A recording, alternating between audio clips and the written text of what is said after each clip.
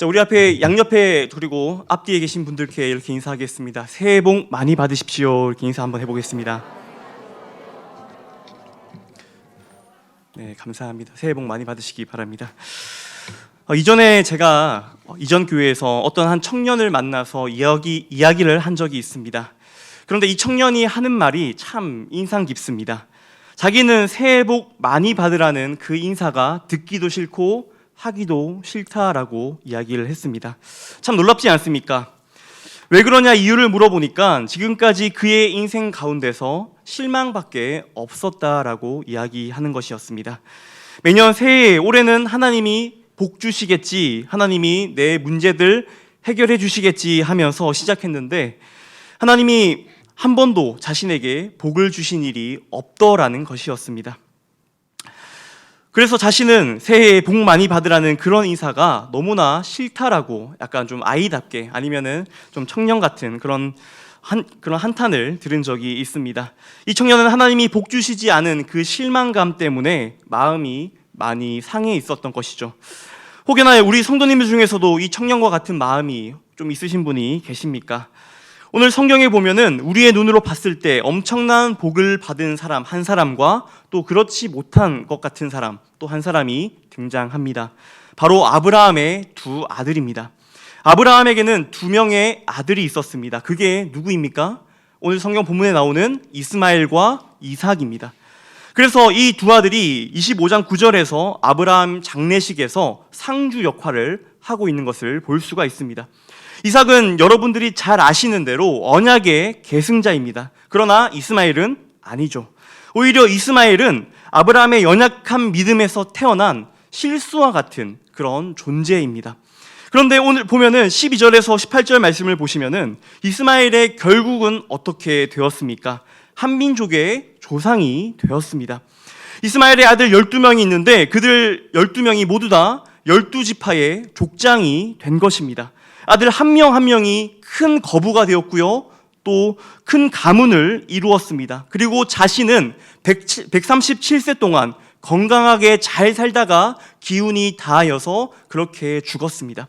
우리식으로 말하면 어떤 것입니까? 아들 12명이 있는데 그 12명의 아들들이 모두 다 더할 나위 없이 성공한 것입니다. 그래서 회사의 사장님도 나오고요, 정치인도 나오고요, 판검사도 나오고 의사도 그 아들 중에서 나온 것입니다.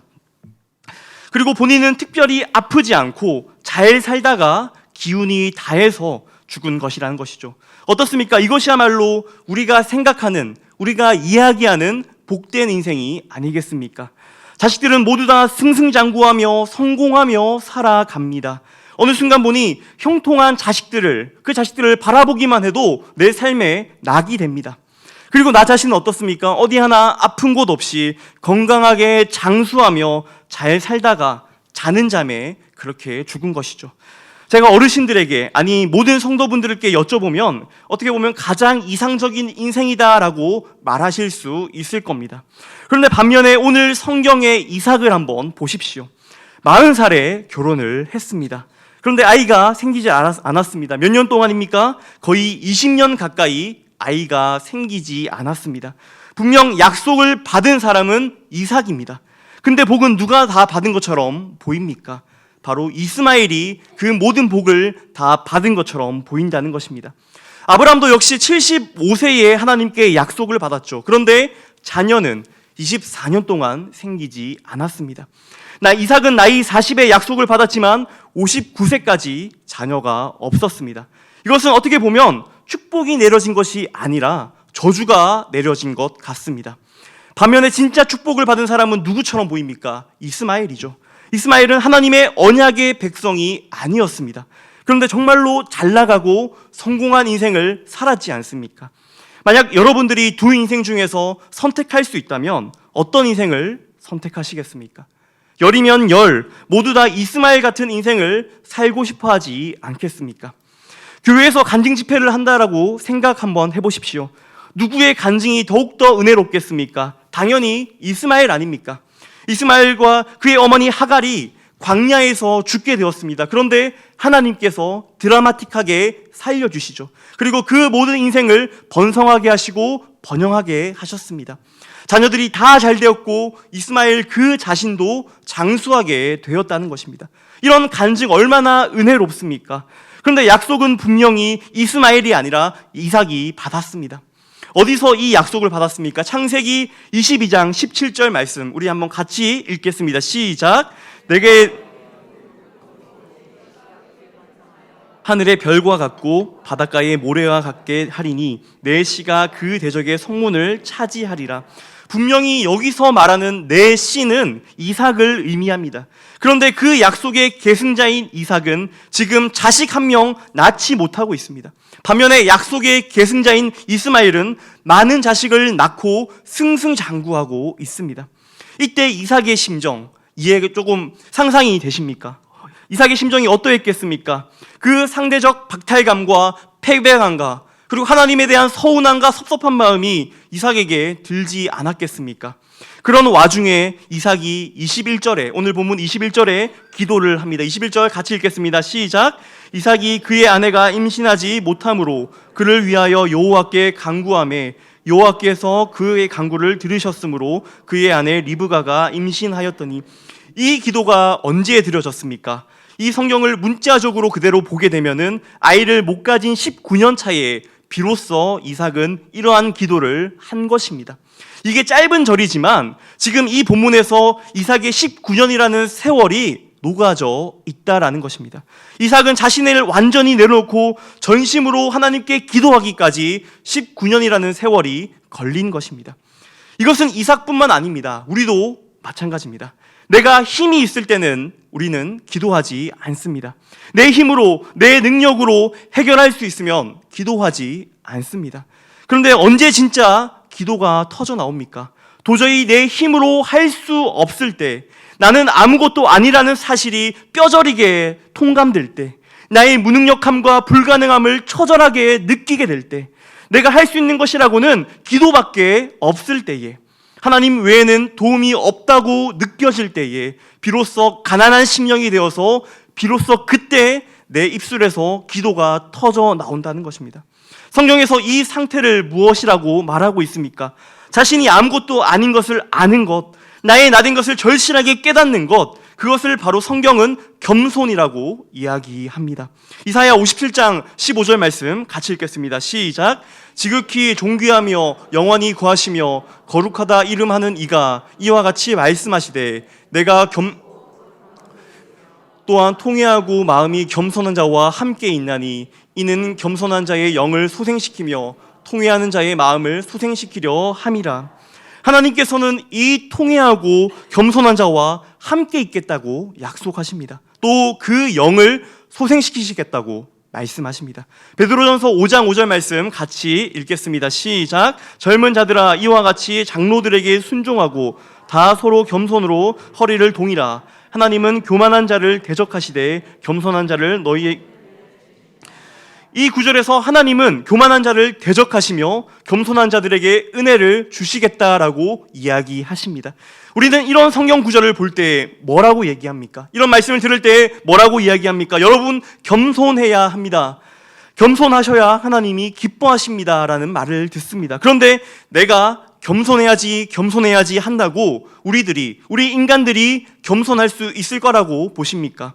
내가 통회하고 상한 심령을 가져야지 결단한다고 우리 안에 그런 마음이 생겨나겠느냐는 것입니다. 절대 그렇지 않습니다. 우리 모두 절박한 자리까지 내몰려야지만 그제서야 나의 위치를 깨닫게 됩니다. 그 낮은 자리, 그 최악의 상황에 몰리게 되면 겸손하지 말라고 해도 내 자리가, 내 위치가, 내 자리가, 나의 실체가 그제서야 보이게 된다라는 것입니다. 그리고 하나님 앞에서 자신의 무력함과 연약함과 나약함을 인정하게 될 때에 그제서야 하나님께 응답받는 것이죠. 만약에 내가 잘해서 쓰임을 받는다, 내가 잘해서 무언가를 받았다 하시는 분들이 있을 수 있습니다. 내가 순종해서 하나님의 은혜를 받았습니다. 내가 충성하였더니 하나님께 축복을 받았습니다. 물론 이것도 틀린 말이 아닙니다. 하지만 오늘 성경에서는 하나님은 이러한 논리로 이삭에게 다가가지 않으십니다.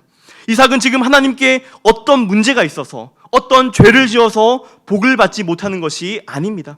하나님은 지금 20년이라는 그 세월을 통해서 이삭의 완전한 항복을 받아내고자 하시는 것입니다. 나는 그 하나님의 약속을 받은 존재는 맞지만 그것뿐이구나.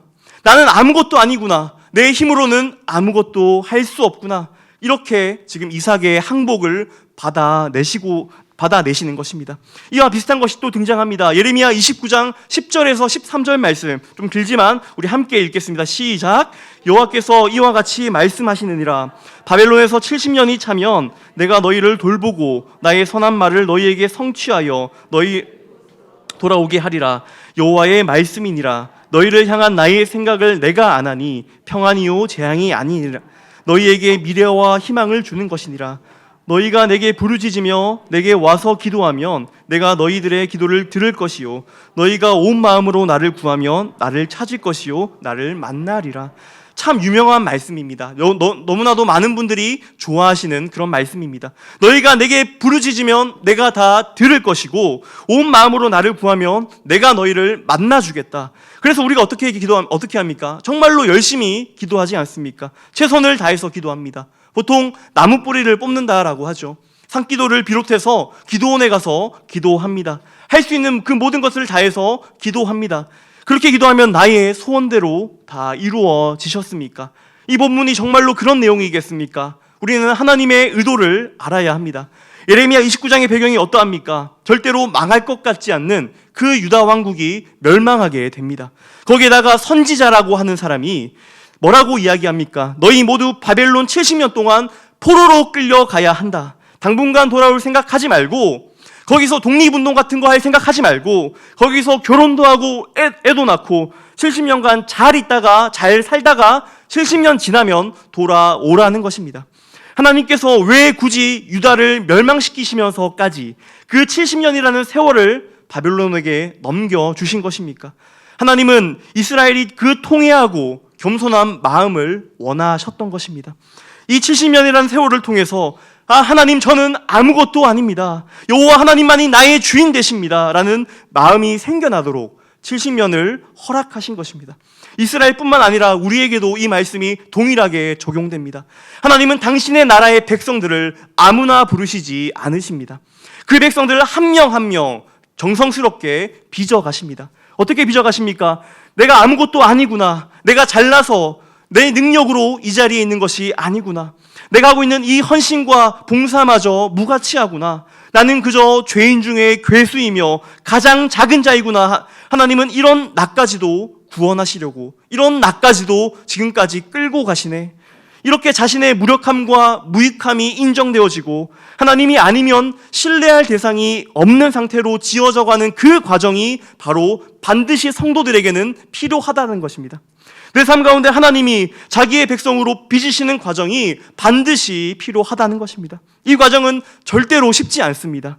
그래서 예수 믿기 전에는 내가 정말로 잘 나갔지만 예수 믿고 나서 갑자기 일이 꼬일 수가 있습니다. 또 예수님을 내가 더 잘 믿고자 하면 내 신앙이 더욱더 성숙하고 성장하려고 하면은 내 안에 문제들이 터져 나올 수가 있습니다. 이런 분들은 재수가 옴붙은 것이 아닙니다. 신앙에 문제가 있어서 죄를 지어서 하나님이 심판하시는 게 절대로 아닙니다. 간혹 보면은 우리의 신앙이 1차원적일 때가 많이 있죠. 무언가를 받았으면은 복을 받았고요. 화를 입었으면은 은연중에 주변에서 나에게 회개하라고 다그치는 경우가 있습니다. 그렇게 치면은 오늘 본문의 이상만큼 회개를 많이 해야 할 사람이 누가 있겠습니까? 하나님으로부터 약속은 다 받았는데 성취가 안 된 사람, 그 사람이 바로 오늘 본문에 나오는 이삭이 아니겠습니까? 누군가 이삭을 보면서 이렇게 이야기할 것입니다. 이삭아, 아주 큰 죄를 저질렀구나. 너가 하나님께 버림받았구나. 이스마엘 봐라, 약속이 없음에도 성공하고 승승장구하며 잘 살고 있잖니 라고 이야기할 수 있습니다. 하지만 이것은 신앙을 너무나도 단순하게 1차원적으로 생각한다는 것입니다. 하나님께서는 하나님 나라의 백성들을 직접 그 손으로 만들어 가시는 줄 믿습니다. 하나님이 우리를 낮은 자리까지 인도해 가십니다. 왜 그렇습니까? 하나님이 그렇게까지 하지 않으면 우리는 목이 곧은 백성이라, 목이 뻣뻣한 백성이라서 우리는 하나님을 의지하지 않습니다. 하나님을 나의 주인으로 모시지 않습니다. 만약 나에게 아무런 걱정거리가 없고요, 나에게 아무런 문제가 없습니다. 그리고 나의 통장에 잔고가 넘쳐납니다. 그렇게 되면은 지금 나의 신앙으로, 지금 나의 영적인 상태로 과연 하나님을 간절히 찾으시겠습니까? 하나님이 우리를 이 땅 가운데 살게 하는 목적이 있습니다. 하나님은 단순히 우리의 소원을 들어주시는 것이 아닙니다. 하나님은 우리를 이 땅 가운데 잘 먹고 잘 살게 하시려고 우리를 부르신 것이 아닙니다. 물론 큰 목적 안에서 우리에게 많은 것들을 허락하시고 많은 이 땅에 있는 복들을 주십니다. 우리의 기도에 응답해 주시는 그런 과정이 분명히 있습니다. 그러나 언제나 하나님의 결론은, 하나님의 뜻은 너희가 내 백성인 것과 내가 너희의 하나님을 알려주는 그것이 목적입니다. 아브라함의 인생을 한번 보십시오. 아브라함이 처음부터 야훼 하나님을 알았습니까? 아닙니다. 그는 이방신을 섬기는 사람이었습니다. 그런데 어느 날 그가 잘 알지도 못하는 신이 자신을 불러내었습니다. 그 신이 누구인지 전혀 알지 못했습니다. 그런데 일평생으로, 삶으로 그 신을, 그 여호와 하나님을 아브라함은 알아갔던 것입니다. 때로는 아내를 팔아넘기기도 하고요, 때로는 자기 아들을 죽일 뻔하기도 하고요, 때로는 연합군과 전쟁을 치르기도 합니다. 그러면서 차츰차츰 그의 삶을 통하여 하나님을 알아갔던 것입니다. 이것이 아브라함의 인생이었습니다. 그렇게 하나님을 알아가는 과정, 그 하나님을 내 삶 가운데 주인으로 인정하게 되는 과정, 그것은 그냥 지식으로 교회에서 그냥 들어서 배우는 것이 절대로 아닙니다. 하나님께서는 우리의 삶을 통하여서 하나님 외에는 믿을 만한 것이 없구나, 하나님 외에는 신뢰할 만한 분이 없구나를 알려주시기 위해서 오늘 본문에 이삭에게 그 20년의 세월을, 바벨론 포로와 같은 70년의 세월을 허락하신다라는 것입니다. 이를 통해서 결국엔 어떻게 됩니까? 우리의 힘이 빠지게 됩니다. 나의 나된 것과 하나님의 하나님 되심을 인정하게 된다라는 것입니다. 성경에 대표적인 인물이 있습니다.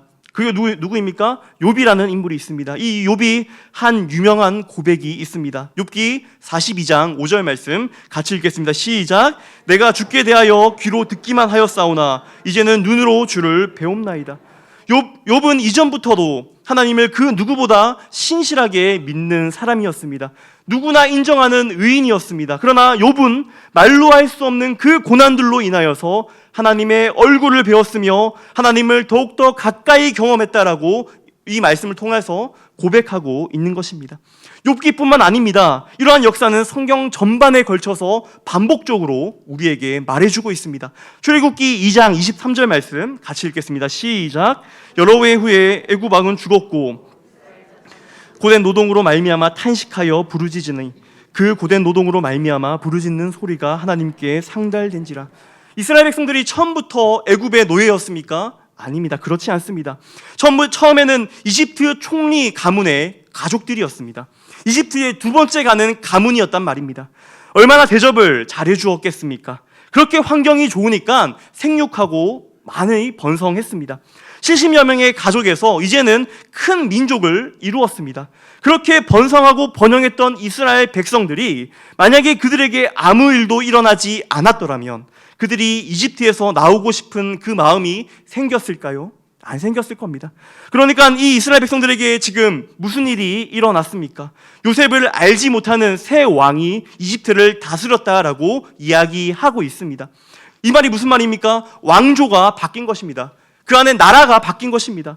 고려 왕씨에서 조선의 이씨로 왕권이 바뀌고 나라가 바뀐 것처럼 새로운 나라가 생긴 것입니다. 이집트라는 나라 그 이름만 그대로지 안에 있는 것은 완전히 다 바뀐 것이죠.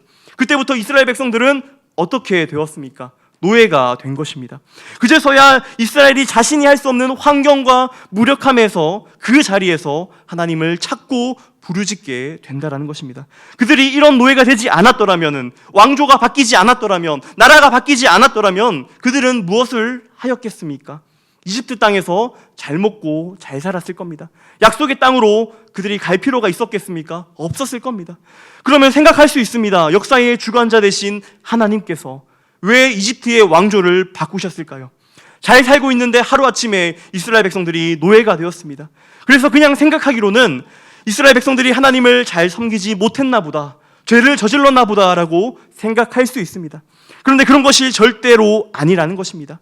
이집트의 왕조를 바꾸지 않았더라면 이스라엘 백성들은 하나님께 부르짖을 이유도 없고요, 다시 그들의 약속의 땅에, 약속의 성취를 위해서 돌아갈 필요도 없다라는 것입니다.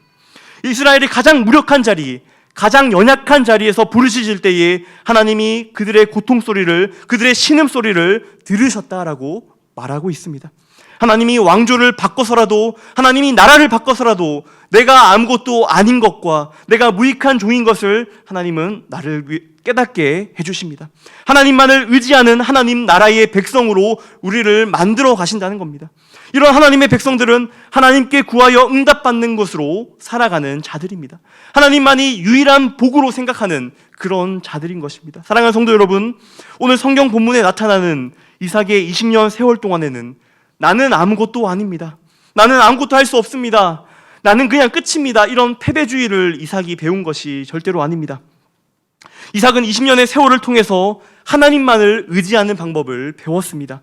하나님 외에는 답이 없다는 그 진리를 깨닫게 되었습니다.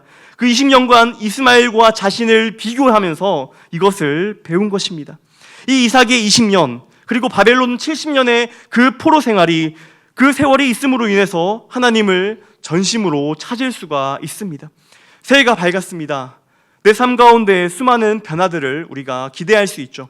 나의 문제들이 모조리 모두 다 해결될 수 있을 것이라고 기대할 수 있습니다. 그러다가 3월이 지나고 6월이 지나고 12월이 지나도 내 삶 가운데 바뀐 것이 하나도 없구나, 나의 문제들은 그대로구나, 오히려 문제들이 더 많이 생겼구나, 이렇게 한탄하며 탄식하며 실망하실 수 있습니다. 충분히 그러실 수 있습니다. 그러나 우리가 잊지 말아야 할 분명한 한 가지 사실은요, 하나님께서는 그 누구보다, 그 무엇보다 나를 가장 많이 사랑하시며 가장 가까이서 나를 지켜보고 계시며, 또 하나님은 진정으로 내가 복을 받아 누리기를 원하시는 분이시라는 사실입니다.